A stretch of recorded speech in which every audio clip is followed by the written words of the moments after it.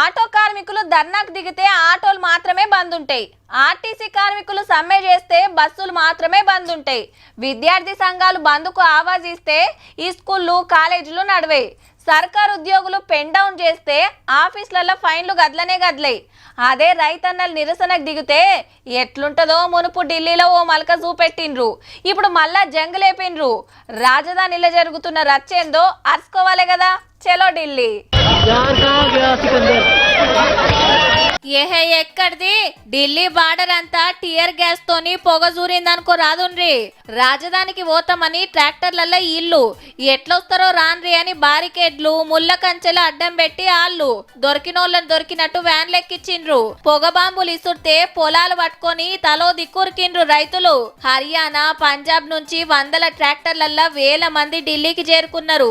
పంటలకు మద్దతు ధర చట్టం చేయాలే, రుణమాఫీ చేయాలే, 3 ఏళ్ల కింద రైతు ఉద్యమంలో పెట్టిన కేసులు వెనుకకు తీసుకోవాలని మంగళవారం చెలో ఢిల్లీ కార్యానికి ఆవాజ్ ఇస్తే గిట్ల కదిలొచ్చిండ్రు రైతులంతా.